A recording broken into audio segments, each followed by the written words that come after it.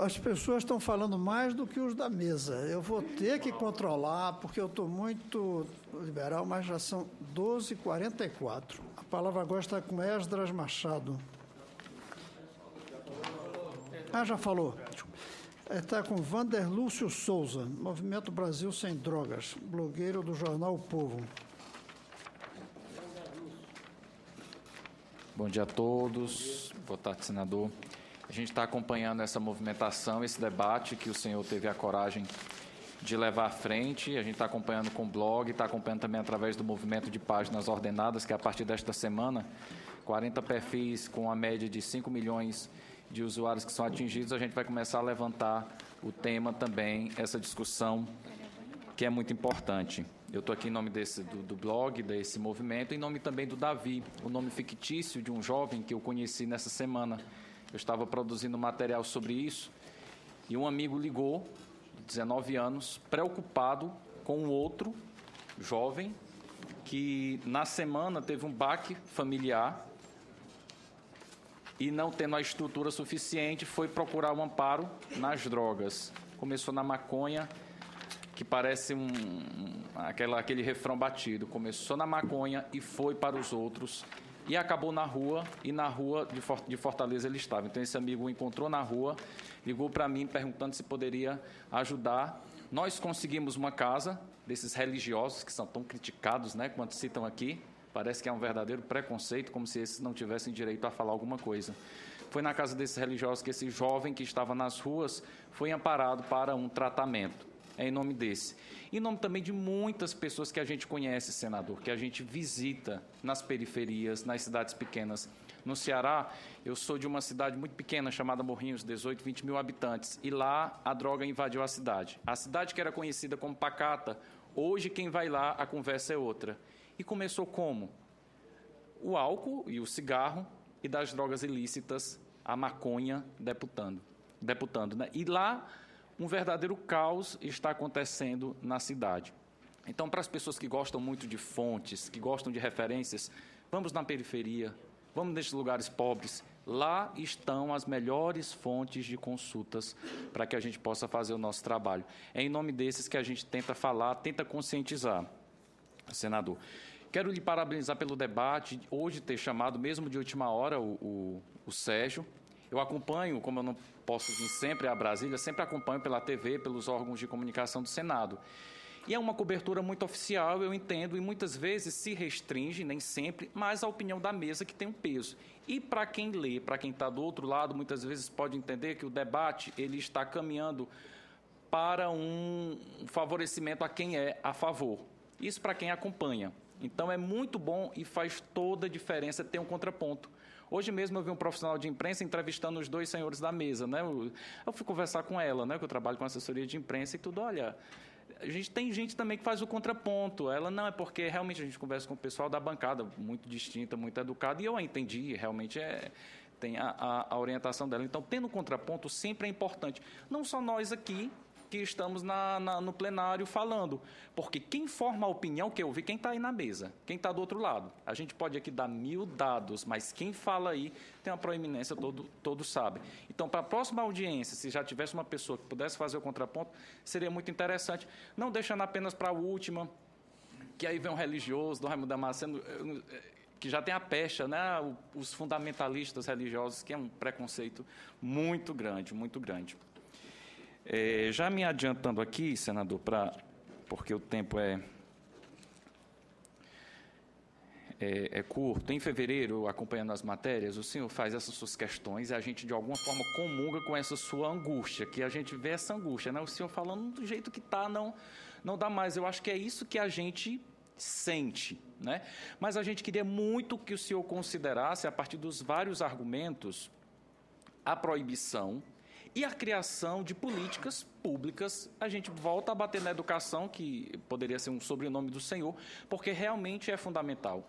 Senador, o CONAI, a Conferência Nacional de Educação, que vai acontecer em novembro, das 350 metas estudadas ao longo desses anos, apenas uma, senador, trata sobre as drogas nas escolas. De 350. Como é que pode? O senador, O Sérgio ele poderia falar muito bem sobre isso. Apenas uma de 350 sobre o mapeamento do uso de drogas em escolas. Está viralizando o vídeo na internet, senador, que eu não expus aqui, tanto por dificuldade técnica, como também por preservar a imagem, embora esteja na internet, de 2 adolescentes drogadas na rua. Eu vou passar para a sua assessoria, mas já viralizou, umas 10 pessoas já me mandaram.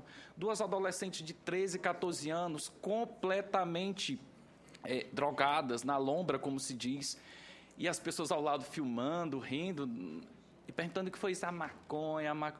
Então, senador, é uma coisa que está entrando nas escolas, nas famílias, que interfere diretamente. E essa seria uma saída. Realmente, o CONAI, das 350 apenas com uma, realmente não tem como. E já para ir me finalizando, o senhor também tem uma preocupação do senhor nos países que já aprovaram. Como é que está? Porque nós já temos alguns anos. As notícias não são muito boas de quem está aprovando, pelo menos na pesquisa que a gente faz, a gente vê que em Portugal aumentou o número de mortos em acidentes relacionados com o consumo de maconha. Está-se a notícia. Entre 2012 e 2013, morreram em acidentes rodoviários 52 pessoas cujas análises toxicológicas confirmaram a presença de cannabis.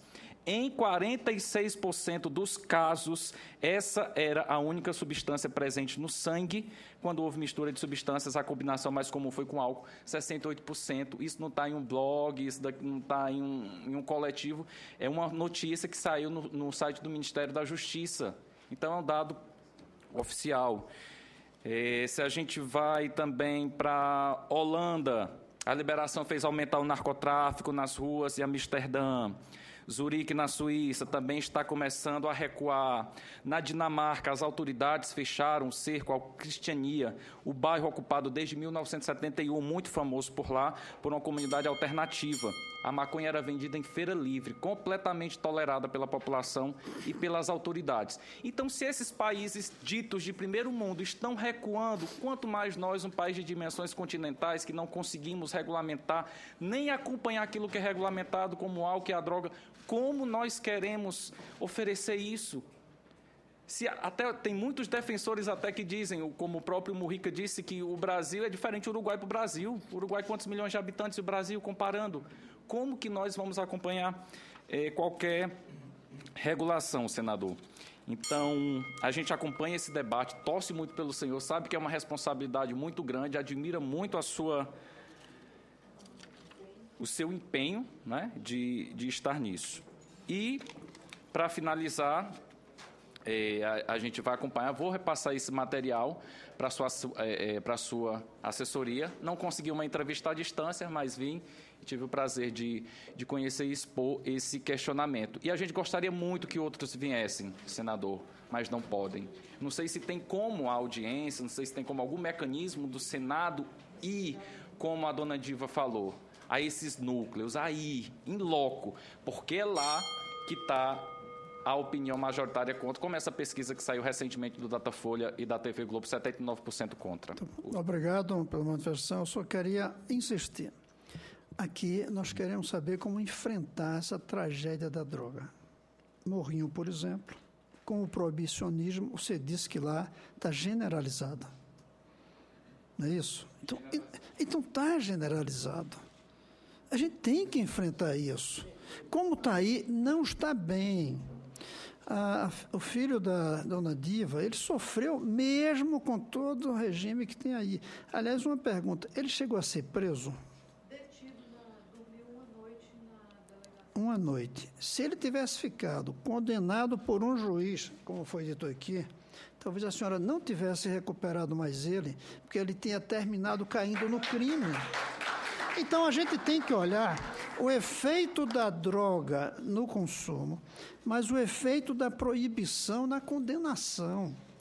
Um jovem que for preso e for condenado, ele está perdido, não é nem pela droga, ele para de fumar com medo, mas ele cai na criminalidade. O trauma de uma semana na cadeia com bandidos é muito grande. Nós temos que analisar esse lado também.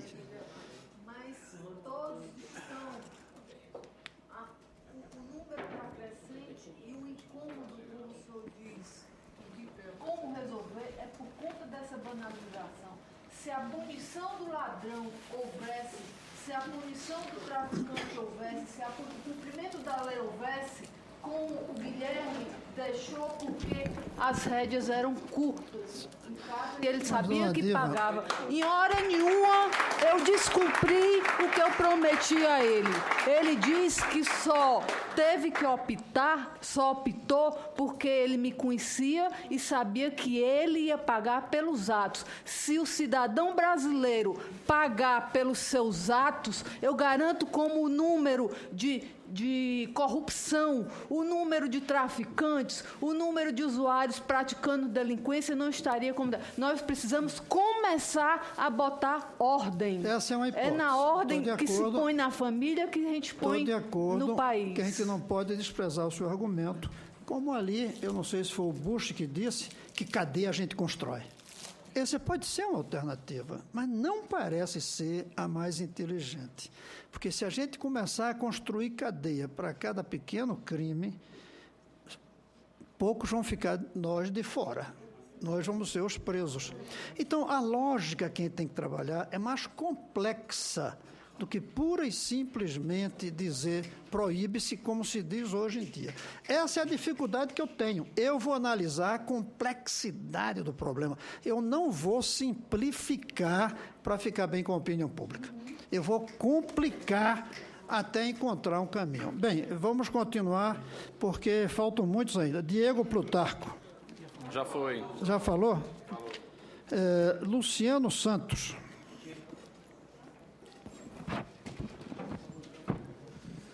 Bom, boa tarde, senador, e a todos. Me chamo Luciano Santos, tenho 20 anos e só por mais 2 dias. Hoje venho aqui representando, em média, 5 milhões de usuários recreativos. Sou apenas um irmão que tinha um papel de pai e que, em novembro de 2013, começou uma história, a viagem pela legalização. Por que papel de pai? Porque quando isso tudo começou, meu pai trabalhava fora do Brasil. Vou resumir minha história. Em novembro, meu irmão foi diagnosticado com câncer de linfoma de Hodgkin. Em dezembro, fiz uma viagem onde conheci essa medicina canábica, Grande Bahia. Em janeiro, comecei a estudar a cura do câncer. Maconha cura o câncer. Em junho, fiz a primeira postagem no Facebook, uma matéria que achei interessante sobre a medicina de cannabis, a qual seria bom para meu irmão, onde ele estava passando pelos efeitos da quimioterapia. O engraçado foi que a primeira pessoa a comentar foi uma tia que dizia assim, sem comentários: tenho dó dela e de todos os outros familiares que me recriminaram. Mas tudo bem, essa foi a educação que o Brasil deu para eles e a todos. Julho, lancei um crowdfunding onde visava custear as minhas viagens. Até teve a hipótese de eu me mudar para o Uruguai. E neste mesmo mês foi o fim das sessões de quimioterapia. Agosto foi ontem. Ontem estive aqui, dia 25, na terceira audiência, e que, por sinal, não consegui falar. Não sei qual o motivo, mas pelo menos deu para conhecer a casa. Deixei o meu depoimento com uma senhora, que não está aqui presente hoje, que, por sinal, era para ser entregue ao senhor. Não sei se foi entregue. Setembro é agora, hoje. Não queremos regulamentar a cannabis para a turma recreacional. Tudo bem, só não obrigue os maconheiros a votar nas eleições. Frase dita pelo Daniel Weed, no Facebook. Não é correto, senador? Falam que o maconheiro é improdutivo e que agridem a sociedade. Mas isso só os proibicionistas veem. Porque, na prática, quem de fato usa maconha quem de fato usa maconha sabe que não é nada disso. Estamos falando de maconha e não das outras drogas, os quais vocês, proibicionistas, costumam generalizar o assunto. Vejamos pelo efeito. Maconha é relaxante e praticamente todas as outras são estimulantes. Fora o tabu de porta de entrada. Vale lembrar que essa história que eu comentei é mais do que resumida. Convido a procurarem por Brother Weed no Facebook, que encontrarão a história completa. Agora, sobre as audiências nessa casa, A primeira, eu nem fazia ideia, provavelmente eu ainda não estava defendendo a causa. A segunda, eu participei online e que, por sinal, que vergonha que deu dessas pessoas com cartazes falaciosos. A terceira, estava ali, aguardando ser chamado para falar, quando percebo que a minha inscrição não havia sido efetivada. E a quarta é hoje. Tudo isso eu fiz como? Fumando meu baseado. Sendo o drogado burro, o improdutivo, o perigoso para a sociedade, apanhando moralmente da família por defender a maconha, agredido por um tio pastor que não soube ouvir 2 minutos sobre o assunto. Problemas financeiros, perdi o meu emprego, pois o mesmo não aceitou os atestados obtidos em novembro, por conta dos tratamentos que eu tive que correr junto ao meu irmão, resultando em descontos, consequentemente, contas atrasadas. Abandonei o emprego e foquei nesse estudo. Se eu for falar tudo que eu fiz para isso acontecer, vocês irão se sentir improdutivos. Isso foi uma adaptação de vida em poucos meses que passei para conseguir provar o bem que uma planta faz e que nunca me fez ser menos que ninguém. Sempre trabalhei e ia começar a faculdade neste ano. Enfim, sempre fui normal como qualquer outro maconheiro.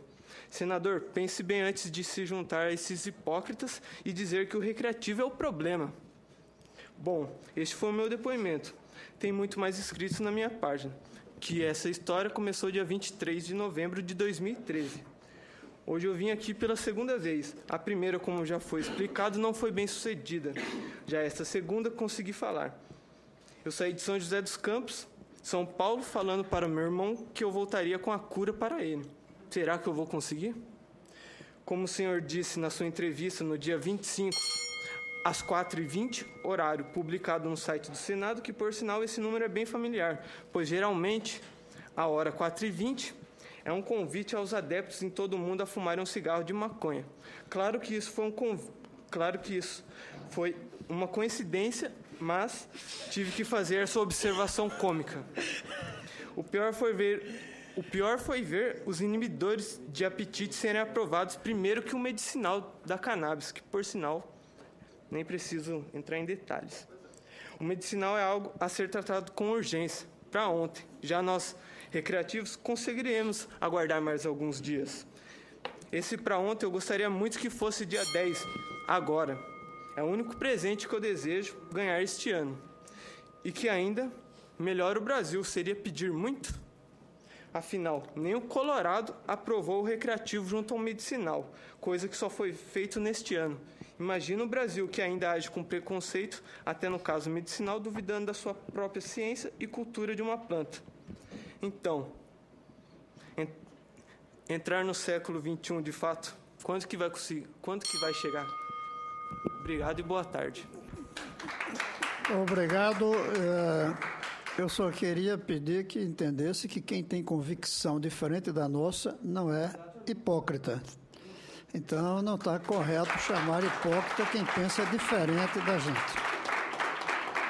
Mas eu agradeço sua fala e não sabia, eu sempre falar que tem o chá das 5, mas a maconha das 4h20 é a primeira vez que eu ouço falar. Existe isso mesmo? Nunca ouvi falar isso. Bem, vamos adiante. A palavra está com o Marcelo Pedroso. Boa tarde já a todos. Meu nome é Marcelo, eu sou antropólogo formado pela Universidade de Brasília. Estudo as relações culturais que diferentes populações e minorias culturais estabelecem com plantas, sejam elas psicoativas ou não. Eu vim com o intuito de trazer uma contribuição. Acho que é inútil ficar aqui discutindo se a maconha faz mal ou não faz mal. Já dizia o sábio, há muito tempo atrás, que o veneno é a dose. E eu tenho certeza que a grande maioria dos problemas que a maconha causa à sociedade, aqui fartamente relatados pelas pessoas que aqui vieram contar nossas histórias de vida, eu tenho certeza que muitos desses problemas poderiam ser evitados se a planta não fosse fora da lei. Que o problema do uso marginalizado que as pessoas fazem da maconha nas sombras, gera uma situação muito complicada de perseguição, de tabu, de... Como é que você vai esperar que o uso cultural dessa planta floresça num ambiente de marginalização e perseguição? A maconha é utilizada pela humanidade há milhares de anos e ela só começou a dar problema quando foi proibida. Deus fez a maconha como fez todas as outras plantas que estão nesse planeta. Os transgênicos estão liberados. E transgênico é planta que o homem fez. Querem tirar o rótulo dos transgênicos da maconha. Ignoram que existe uma variedade imensa que pode atender vários tipos de problemas de saúde. Eu digo com muita segurança aqui que dos 6 milhões de usuários que existem hoje no Brasil, as estatísticas dizem que em torno de 9% tem problema, acabam desenvolvendo problemas com ela, ou 16% no caso dos adolescentes. O resto todo de gente, eu posso dizer com alguma segurança, pratica algum tipo de automedicação. Automedicação é crime. E se a maconha for realmente um veneno, autolesão é crime? Como? Como a autolesão pode ser considerada crime? Então eu venho trazer aqui a minha contribuição no seguinte... Um tema para meditação, para uma possível legalização da maconha do Brasil. A gente considerar que a questão da diferença entre o traficante e o usuário hoje é o que está provocando o problema do encarceramento em massa. Como vai dizer que essas 50 gramas que você tem é para uso pessoal ou é para tráfico? Olha, eu tenho que estar ganhando algum dinheiro para isso. O problema central que aflige a sociedade em relação à figura do traficante é o fato dele lucrar e, portanto, estar sendo incentivado a difundir o uso de uma substância com potencial de causar dependência química. É imoral lucrar com substâncias que podem causar dependência química. Daí eu acho que o modelo de legalização para o Brasil, e o Brasil pode tomar a frente desse processo, ser um exemplo para o resto do mundo, ao invés de ficar procurando nos outros países o que eles fizeram para ver se a gente faz igual. Não, o Brasil é único, vocês estão lembrando isso a gente aqui. Qual é o papel do Brasil nesse processo? Eu acho que a gente deveria criar uma lei que inviabilizasse o lucro do uso psicoativo dessa substância. Simplesmente isso. De que forma se pode fazer isso? Aumentando a oferta. Se a maconha for mais barata que a cebolinha, acaba o traficante.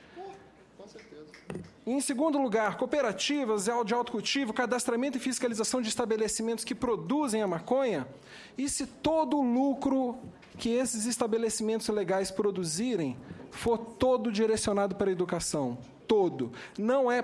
Se a gente criar uma lei que diz...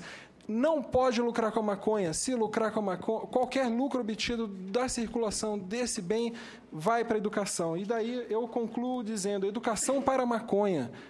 As pessoas têm que ser orientadas para o uso ou não uso. Como usa? Certo? Se eu puder consultar um médico antes, ele vai me dizer, olha, use essa cepa de maconha e não aquela. Você tem tendência à esquizofrenia? Evite o THC, procure o CBD. Opa, você tem depressão? Procure o THC, evite o CBD. Todo esse conhecimento, estamos sendo privados disso. E eu digo, educação para a maconha, ao mesmo passo que maconha para a educação. Se a gente fizer esse mercado bilionário reverter todos os usos de circulação dele para a educação, a gente resolve esse ciclo de dependência. Obrigado.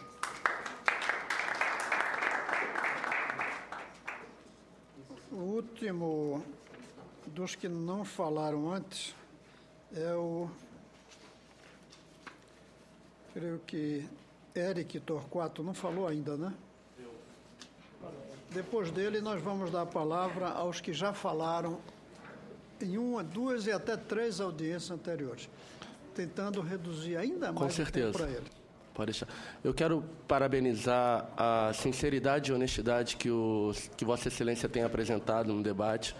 Confesso que, quando tomei conhecimento que o senhor teria sido indicado, eu fiquei reticente por acompanhar o seu trabalho, sempre muito conservador em relação aos princípios da educação, e não por preconceito, mas por entender que as pessoas que comumente aparecem na mídia defendendo alguma posição de vanguarda na educação e dos direitos e das garantias, geralmente vem com um ranço punitivo muito apurado.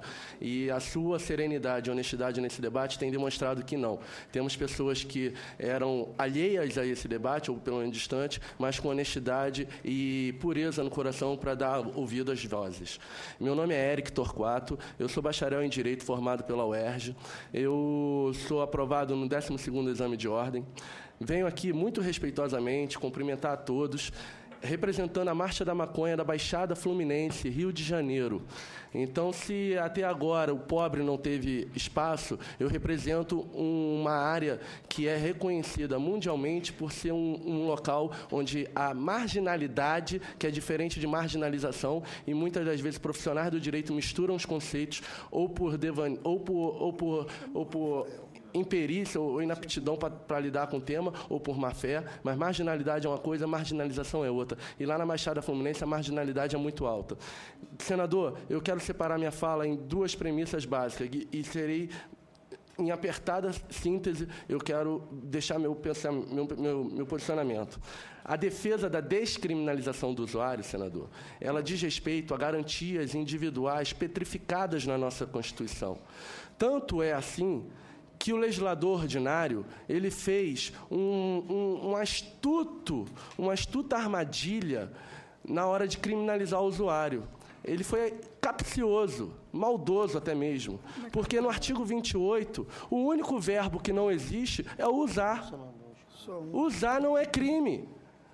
Usar cannabis ou qualquer outra droga não é crime. O artigo 28 não elenca o verbo usar.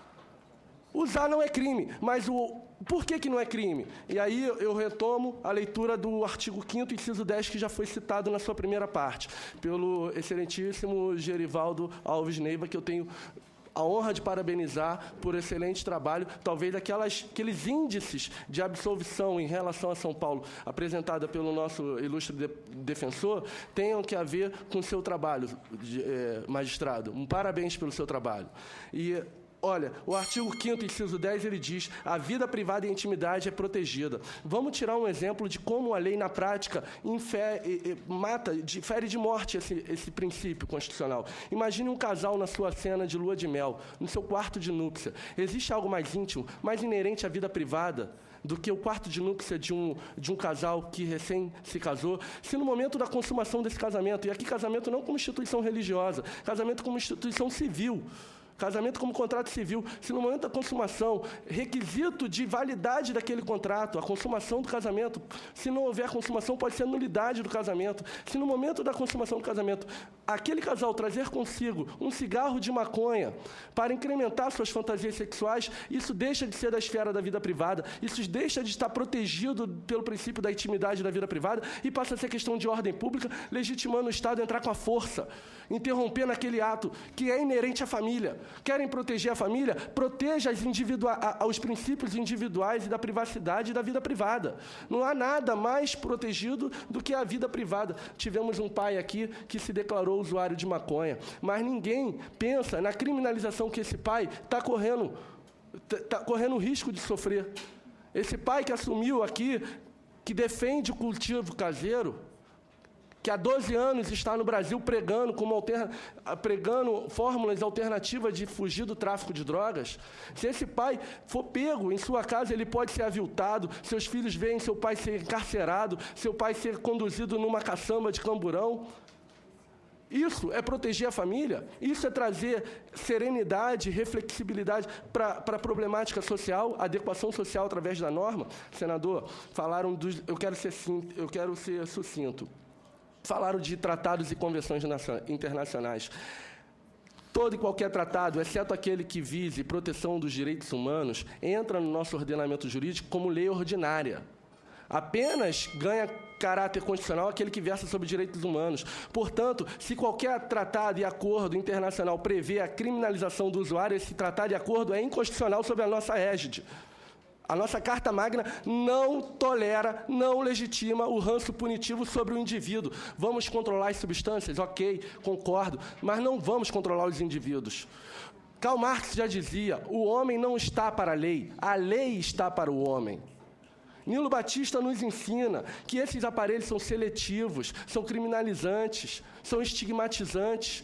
E esse recorte teórico a gente viu na prática aqui sobre os dados apresentados. Heleno Fragoso ensina que para a gente tratar de política criminal, e é isso que nós estamos fazendo aqui, nós estamos discutindo política criminal, porque, de um lado, querem regulamentar e tirar da esfera do direito penal e trazer para a esfera do direito administrativo. Qualquer estudante de direito de primeiro período aprende. O direito penal é a última ratio. O direito penal só se aplica diante da falência de qualquer outro ramo do direito. Nós, aqui no Brasil, invertemos essa ordem. Sobre uma lógica imperialista, bancada pelo lobby da indústria ou de qualquer outro setor econômico, nós invertemos a ordem e botamos o direito penal como prima ratio. E não é, está errado. Temos que seguir os princípios fundamentais do direito para buscar justiça.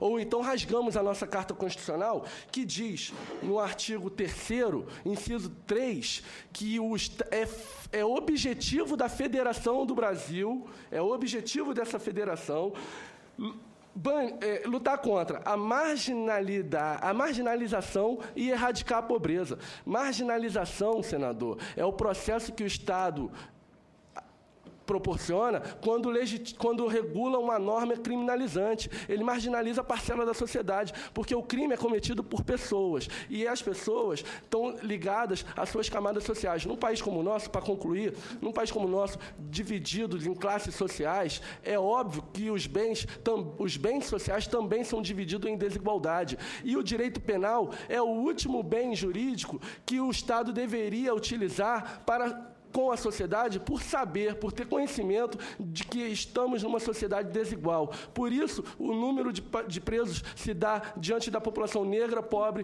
e da juventude. Para concluir, senador, eu trouxe muitos dados de outros países para refutar o que foi dito aqui. Os países não estão retrocedendo. É mentira quem fala isso. Os países não estão retrocedendo, muito pelo contrário, avanços estão sendo detectados e constatados.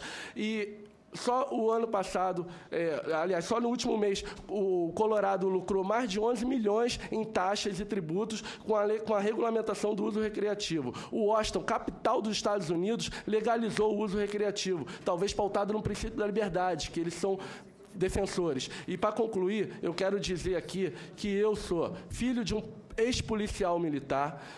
Quando eu já nasci detido, eu brinco assim com meus amigos, porque foi um médico PM que me ajudou a vir ao mundo, no Hospital da Polícia Militar. Minha mãe é evangélica, toda a minha família é moradora da Baixada Fluminense, a vida inteira. Eu sou estudante da rede pública, da calamitosa rede pública, hoje formado em Direito pela UERJ, ocupei cadeiras onde estavam filhos de desembargadores, de médico, de cientista, graças ao governo que possibilitou a abertura das portas da universidade pública para os jovens. E digo, na guerra às drogas, como diria meu mestre Nilo Batista, quem entra com sangue e com os corpos são os pobres, porque os lucros a gente sabe que é absorvido pelo sistema bancário internacional. Muito obrigado, senador. E mais uma vez eu agradeço. Não temos tempo aqui de ver esse seu relatório sobre outros países. Eu gostaria que você me passasse, porque uma das maiores dificuldades que eu vou ter é como chegam aqui posições absolutamente contraditórias. E eu não tenho por que dizer essa não serve e essa serve. Senador, se o senhor são me permite, respeitáveis. Eu queria ler apenas esse trecho, não toma mais do que 20 segundos. É do livro do Luiz Roberto Barroso, professor da UERJ, atual ministro do STF. Mas ele fala sobre os outros países? Ele fala sobre democracia de modo geral. Não é só um conhecimento. Não, eu leio depois. Sabe por quê, senador? Porque muitas vezes, perdão da insistência, muitas vezes disseram aqui pela maioria. E aqui ele diz que no Estado democrático de direito, as minorias, ainda que políticas, devem ser respeitadas pelo Estado. Perfeito. E a Marcha da Maconha está em 38 cidades há mais de 10 anos e nós que exigimos respeito e reconhecimento político. Perfeito. Muito obrigado.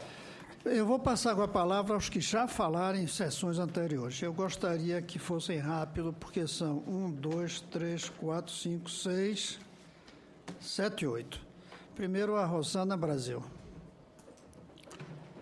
Boa tarde a todos. Boa tarde, senador. Eu pedi para a sua secretária entregar uma carta, não uma carta, do presidente da OAB da Paraíba essa semana.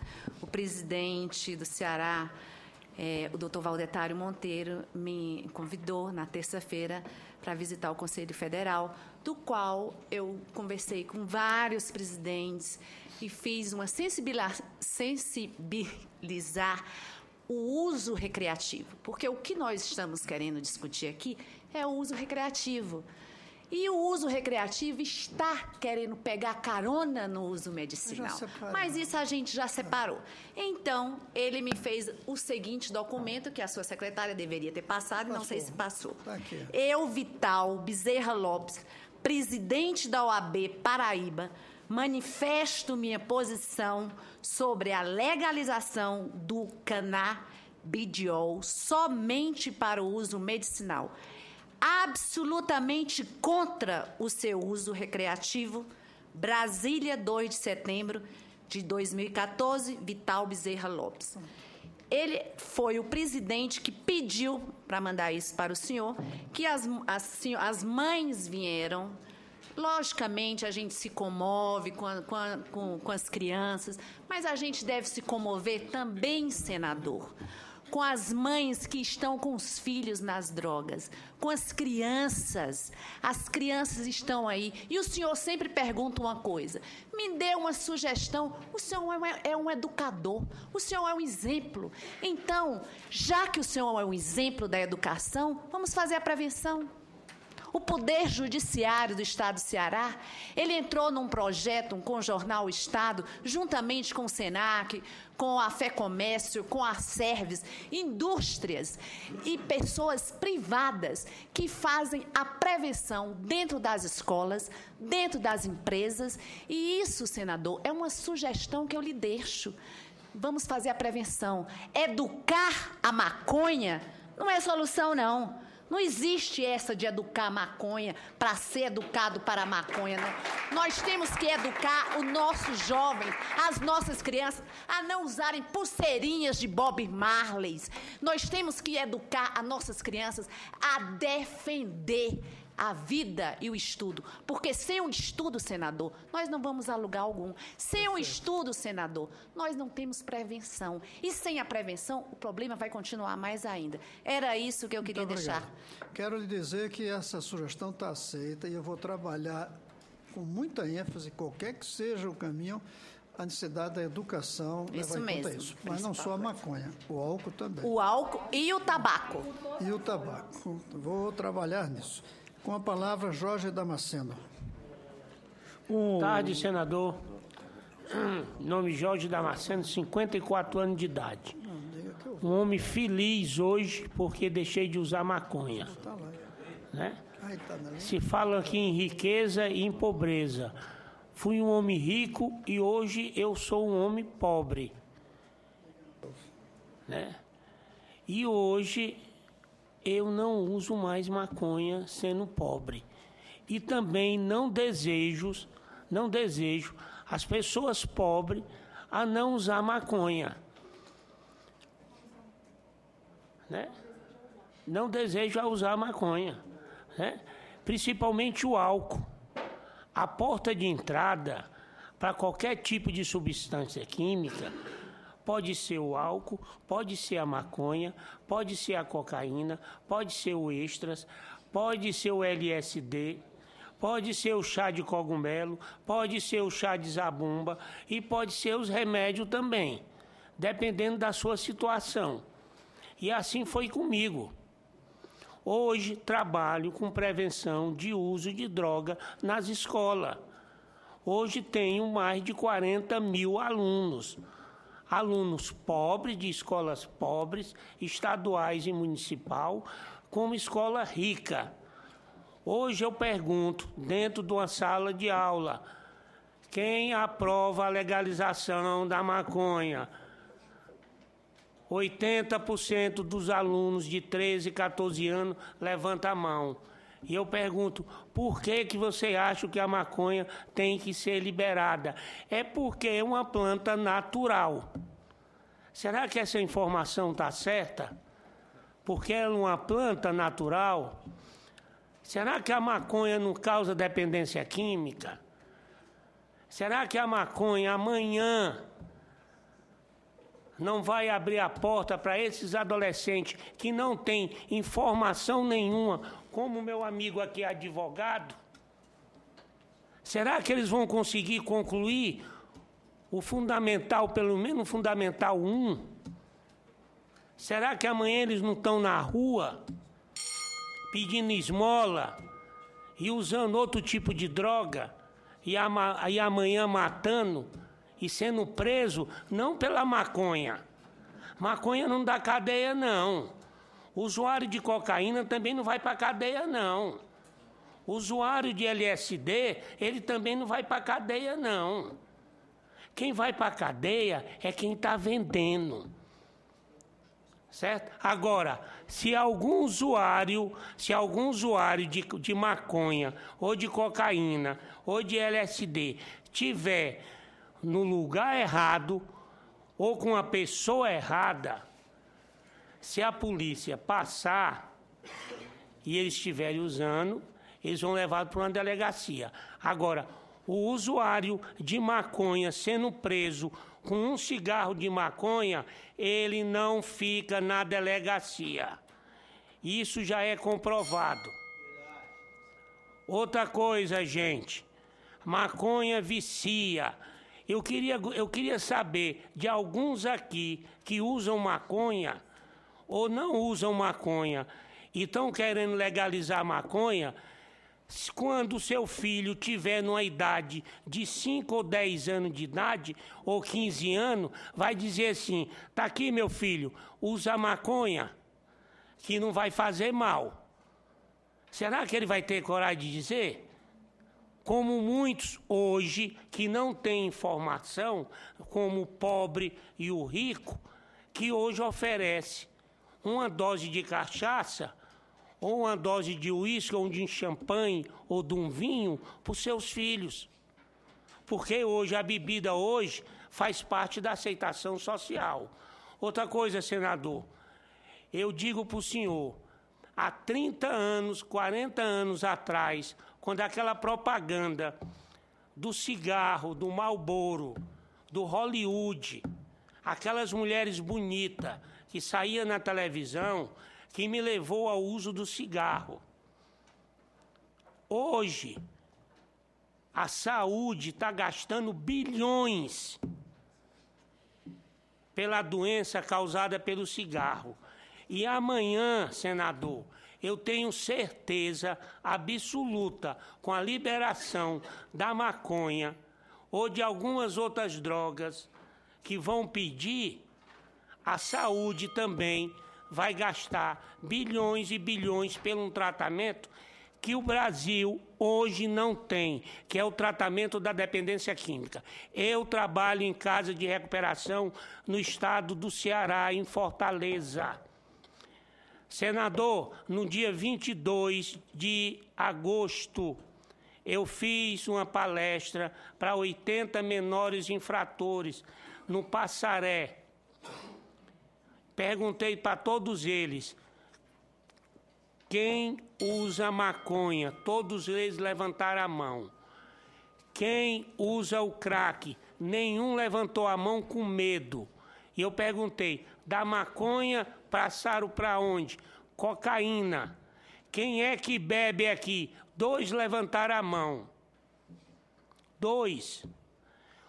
Senador, novamente eu digo para o senhor, sempre quando eu termino uma palestra numa escola estadual ou municipal, de 5, 6 alunos ficam no final para pedir ajuda a mim.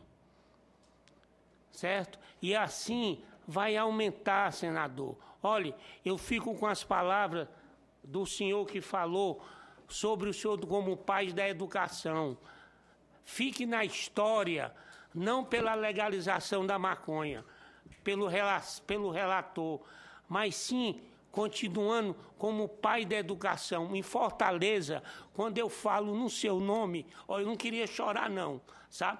Mas como me dói em saber, com a mãe da dívida, e outras mãezinhas vão perder seus filhos através de algumas pessoas que estão aqui e outras que estão pedindo que libere essa substância química, que amanhã que outros filhos vão entrar em outras drogas.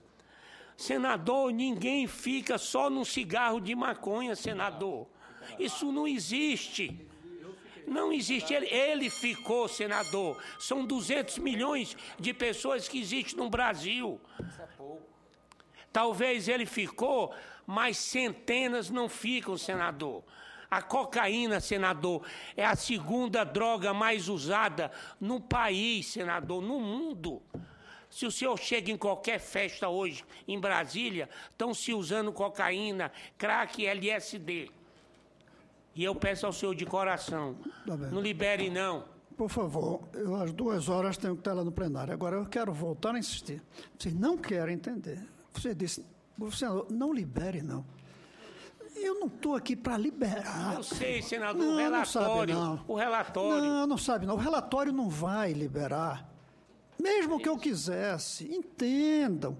Eu estou aqui para dizer, se uma sugestão que veio da sociedade, assinada por muita gente, e vocês não fizeram ainda proibindo álcool, eu já cobrei aqui. Mandam uma coisa proibindo álcool, basta 20 mil assinaturas e eu quero ser o relator aqui.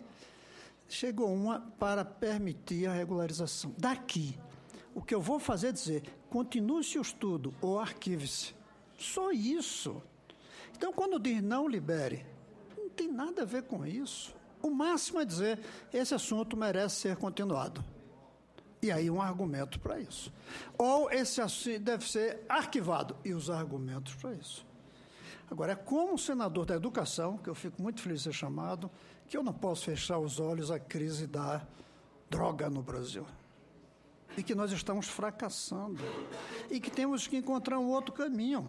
Pode ser até colocar pena de morte como se faz... Onde é que eu vi que tem um brasileiro com nada... China. Pode ser até, se vocês acharem, tragam a proposta da pena de morte. Eu sou contra a pena de morte porque acho que o ser humano não tem direito de tirar a vida de ninguém. Mas é radicalizar que seja. Alguma coisa tem que ser feita. Bem, senador, Carlos, perdão. Eu queria pedir a Vossa Excelência só uma coisinha. Bem rapidinho. Não, é um pedido, não é uma fala, não. Como agora a gente está entrando nas pessoas da audiência que já falaram em outras oportunidades, queria pedir a Vossa Excelência que garantisse 5 minutos de fala a cada um da mesa para arrematar com o debate contribuído, porque... Peraí, pode ser, mas eu preferia o contrário, que vocês vissem também. Se ele se compromete a fazer rápido, salvo se algum de vocês tem que pegar um avião... E está a hora ficando atrás. Porque eu acho que eu sou mais... 2 horas eu tenho que estar no plenário, senão não abre a sessão. Por isso mesmo. Mas não, antes disso eu vou terminar. Por isso que eu vou começar a controlar mais o tempo. Carlos Pena. Olha, eu vou agora ser muito cuidadoso com o tempo.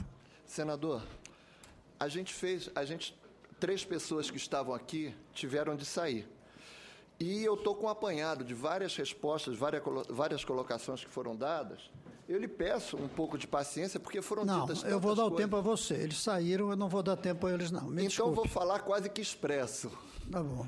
Eu peço só para, pelo menos, colocar. Primeira coisa, teve horas que eu fiquei muito irritado, mas eu me acalmei porque eu acho que realmente aqui não é para se irritar. E se eu vier com um discurso de raiva e de ódio, não ajuda nada. Eu acho que justamente o discurso tem de ser um discurso de paz. Eu tenho visto que vários dos que se manifestam aqui têm profundas convicções religiosas, as quais eu respeito.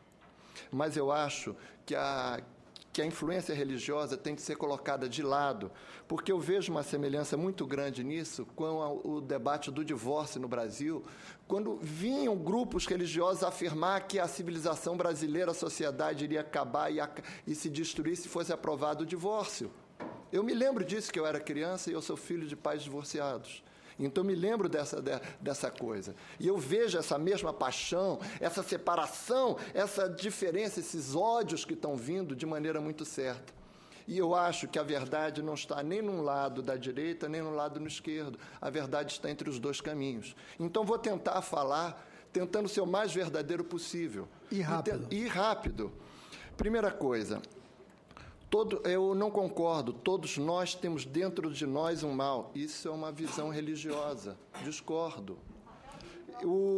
As cruzadas, por favor, agora é minha vez. Mais rápido. Então, o que acontece? Eu torno a lembrar que até o século XII e XIII a maconha era consumida em todo o mundo. Quando, por uma questão religiosa, se invadiu o Oriente Médio, o que aconteceu? os europeus ficaram apavorados com as tropas muçulmanas que fumavam haxixe. Eu já expliquei aqui que a palavra assassino veio de hashishim, assassino. E daí veio para a civilização ocidental essa questão em relação à maconha. O nome maconha é moderno, o nome certo é cannabis, que você encontra sendo referida como cânhamo, e na Bíblia você encontra como cânhamo. Se você pegar o Êxodo, está aqui, tem uma cerimônia que é colocada que se usa cânhamo para todo mundo entrar numa tenda e respirar o cânhamo. Então, eu estou dizendo, calma, gente, calma. Calma, que eu acho que a gente não deve vir com essa agressão.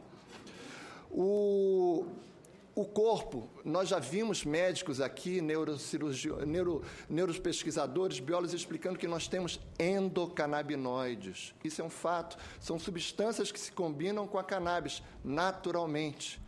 Pode olhar. Então, o que acontece?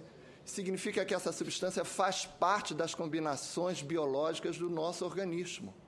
Não é como uma cocaína, que é uma substância que entra e destrói. Outra, com todo respeito, a senhora é Diva, a senhora? Diva, permita-lhe tratar pelo primeiro nome, respeitosamente, tá? Por favor. E todos aqueles outros. Eu vi mais um outro caso. Essas pessoas que falaram, não é o seu caso, Diva, mas o que você descreve do seu filho, tem um outro rapaz aqui que falou que o tio dele também se suicidou. Gente, isso é claramente sinal de esquizofrenia.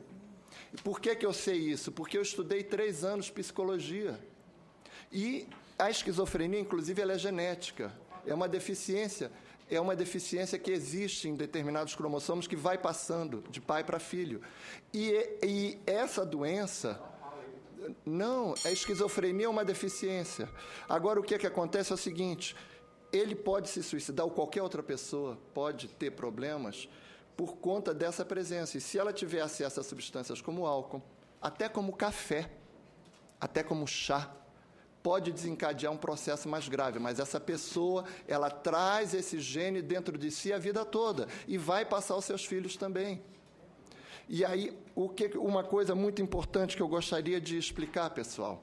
Nós estamos falando de democracia, as pessoas acham que democracia é impor a vontade da maioria.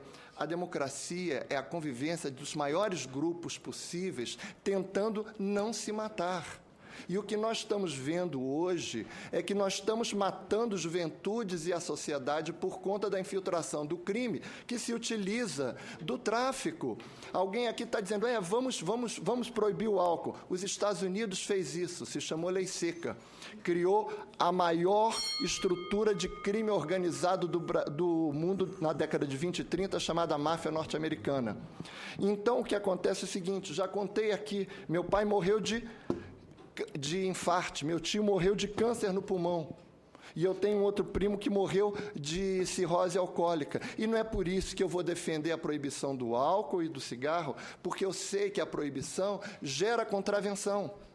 Eu concordo profundamente, nós temos de educar. Carlos, eu vou concluir. 10 minutos, se eu for dar 10 minutos... Não vou ficar mais... Vai demorar muito. Eu vou terminar, senador. Por favor. Que aqui não por tem como cortar por último, a palavra. Dados científicos. Nós já discutimos aqui o que chamamos de bad science em inglês, que é a ciência ruim, quando se manipulam dados. As pesquisas do Colorado são pesquisas de 3 meses de existência, porque o Colorado liberou há 3 meses. Desculpa, isso não é tempo dentro das ciências sociais para nós traçarmos um panorama.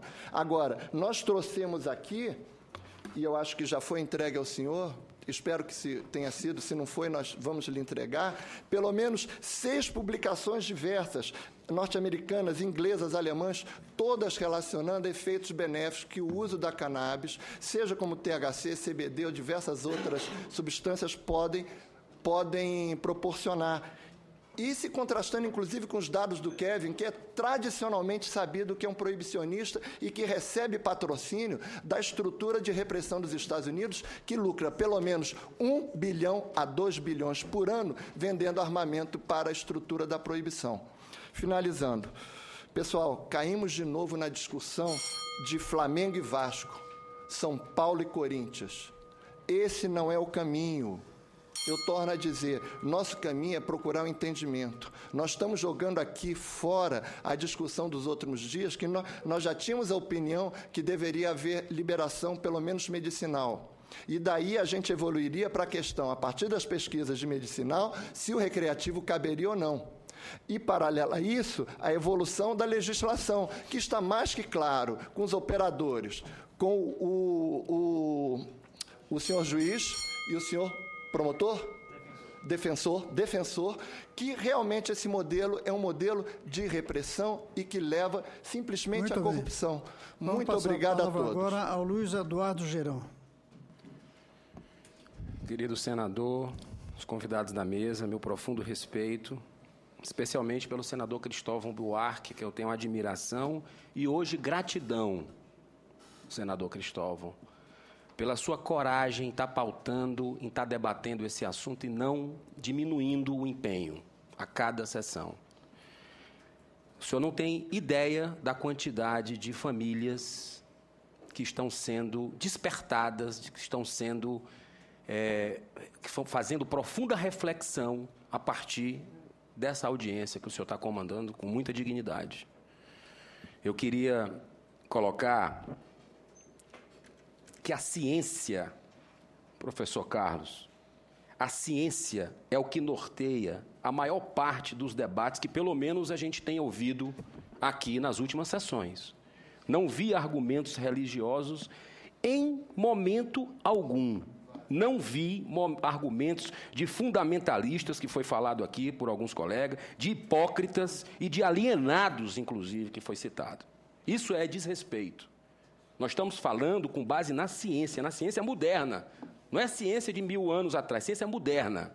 Se você pegar, professor Carlos, eu quero colocar que eu tenho nada contra o usuário de maconha.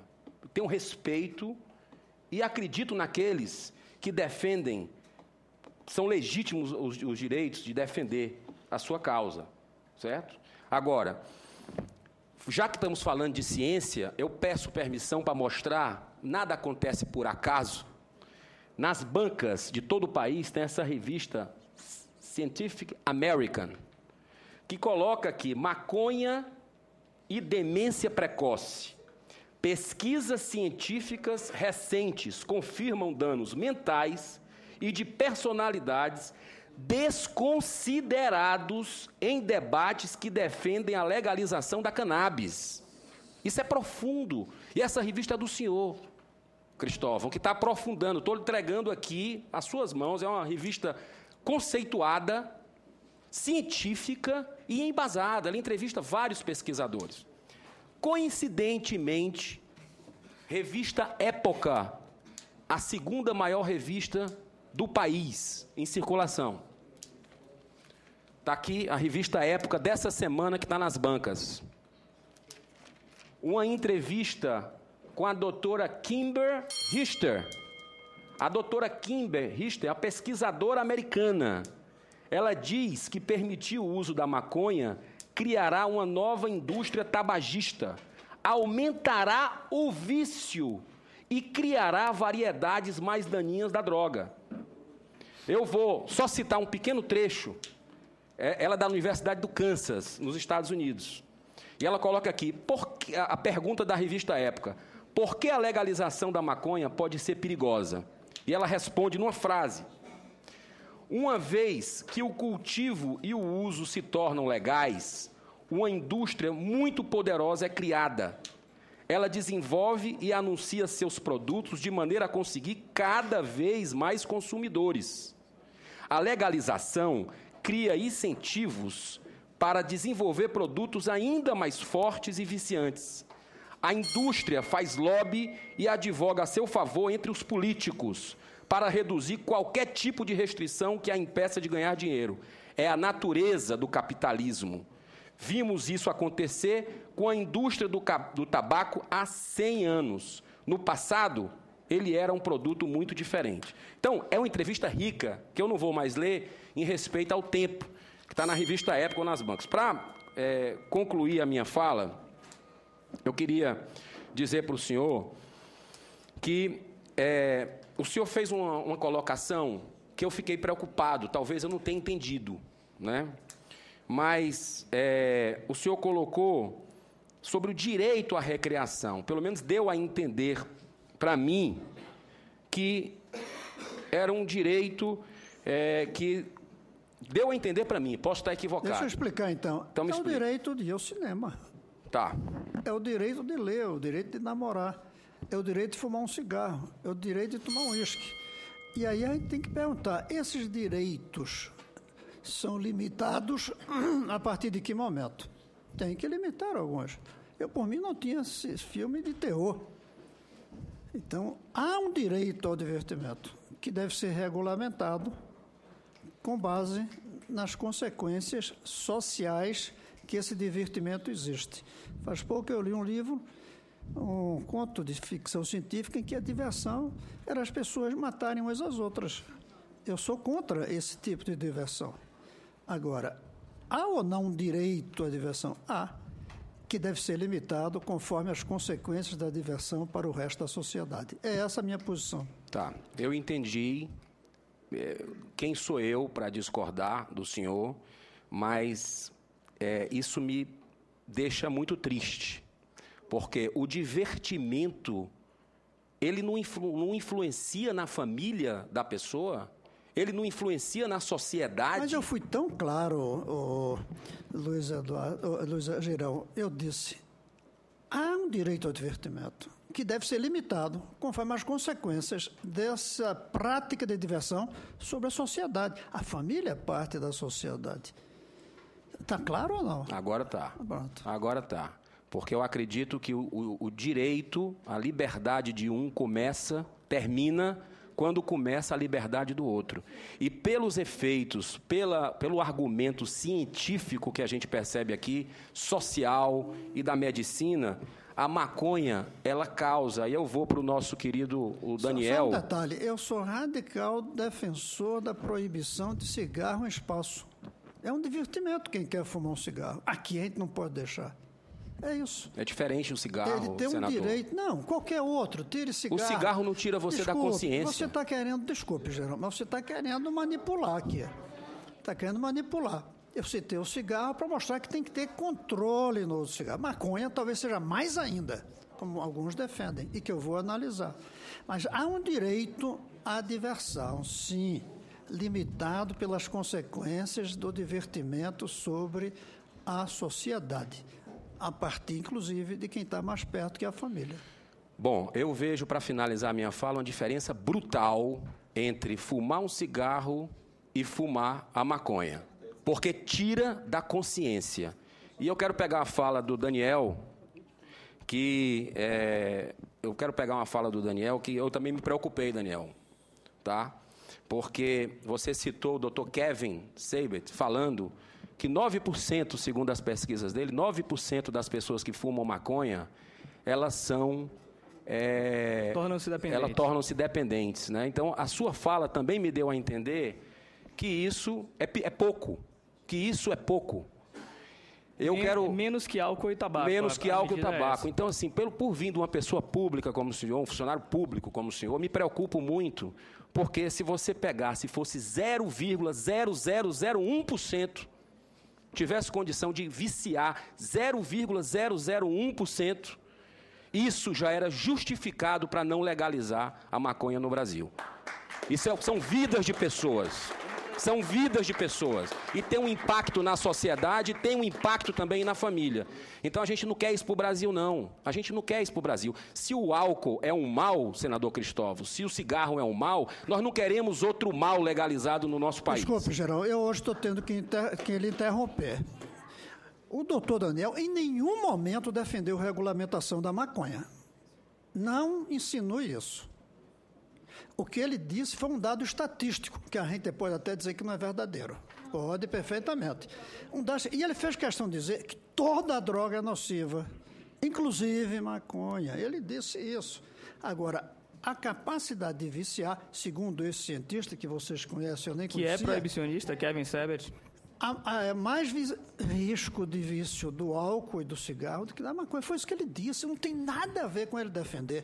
E zero devia ser, como você diz, inclusive do álcool. Eu não vejo vocês falando do álcool aqui como uma proposta proibicionista. Dos dois, de todos. Mas, gente, terminou, né? Eu ainda tenho aqui, eu tenho diversos aqui e eles querem falar. Agora, com a palavra...